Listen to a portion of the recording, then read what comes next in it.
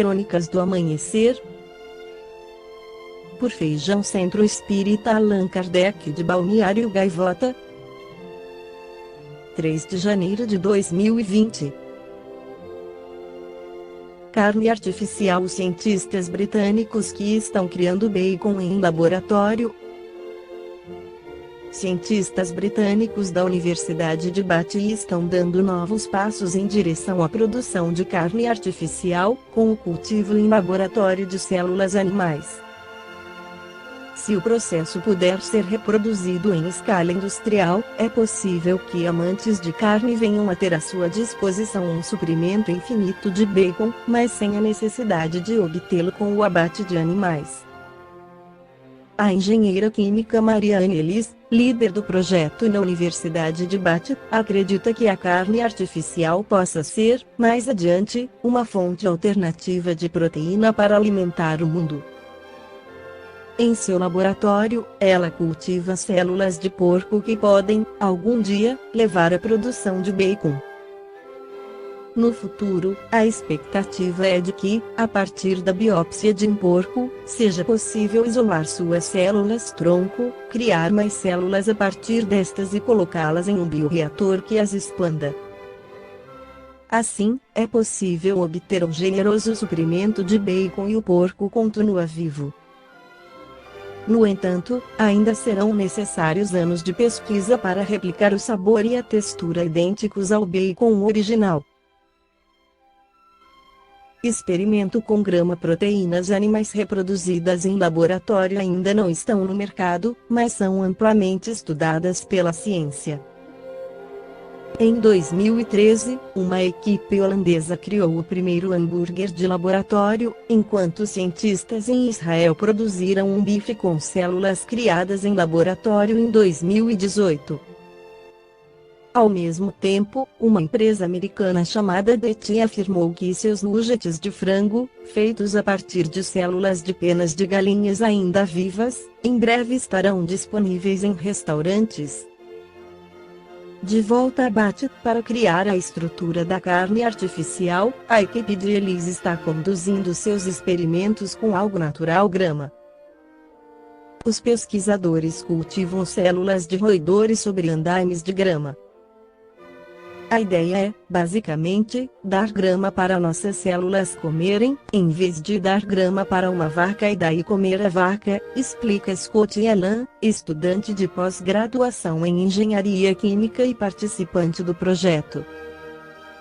Para o resultado final disso não ser puramente um tecido de músculo, os cientistas buscam formas de acrescentar células de gordura e outras células conectoras que ajudem a dar mais gosto e textura à proteína. Outro desafio futuro é produzir carne do tipo em larga escala para fins comerciais. Estamos tentando projetar bioreatores, e o processo biológico em torno desses reatores, para cultivar células de músculo em larga escala, de um modo que seja econômico, seguro e de alta qualidade, diz Ellis. Assim conseguiríamos fornecer as células de músculo como carne de laboratório para todas as pessoas que queiram consumi-la.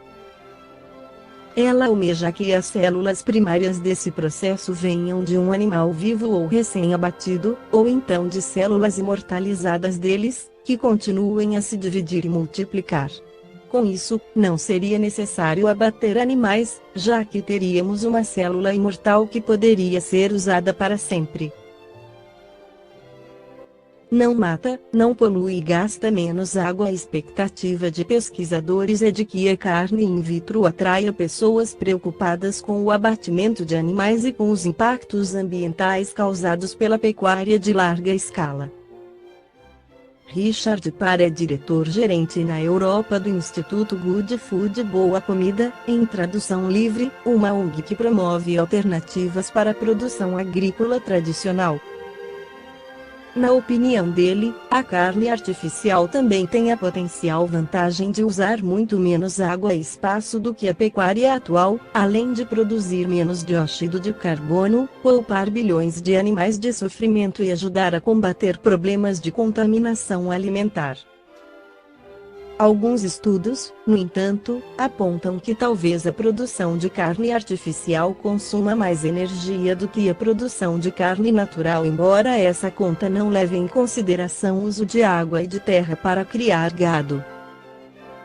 Segundo Marianne Ellis, apesar disso, a maioria das projeções atuais parecem indicar que a proteína in vitro deve reduzir a emissão de gases do efeito estufa.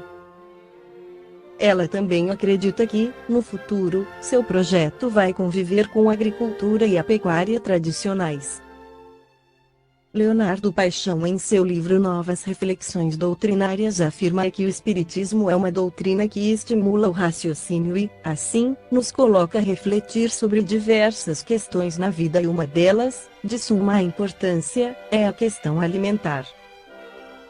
Procuraremos neste artigo analisar as instruções dos espíritos desde a obra de Allan Kardec e as obras de médiuns seguros como Chico Xavier. Como fundamento da doutrina espírita é o Livro dos Espíritos, iniciaremos por este. Na questão 723, Allan Kardec perguntou 723. A alimentação animal é, com relação ao homem, contrária à lei da natureza. Dada a vossa constituição física, a carne alimenta a carne, do contrário o homem perece. A lei de conservação lhe prescreve, como um dever, que mantenha suas forças e sua saúde, para cumprir a lei do trabalho. Ele, pois, tem que se alimentar conforme o reclame a sua organização. E continua na questão 724. Será meritório abster-se o homem da alimentação animal, ou de outra qualquer por expiação? Sim, se praticar essa privação em benefício dos outros. Aos olhos de Deus, porém, só há mortificação, havendo privação séria e útil. Por isso é que qualificamos de hipócritas os que apenas aparentemente se privam de alguma coisa. Os espíritos responderam a Kardec de acordo com os conhecimentos da época e não combateram de imediato a alimentação carnívora pelo homem. Nota-se, no entanto, que na questão 724 eles louvam uma privação séria e útil, palavras que estão grifadas no original. Mais adiante veremos quanto é séria e útil a questão de não se comer carne. Vejamos agora o que diz o Espírito Lamennais sobre esta questão sobre alimentação do homem. Sociedade de Paris, 4 de julho de 1862. Médium Sr. A. Didier. O sacrifício da carne foi severamente condenado pelos grandes filósofos da antiguidade.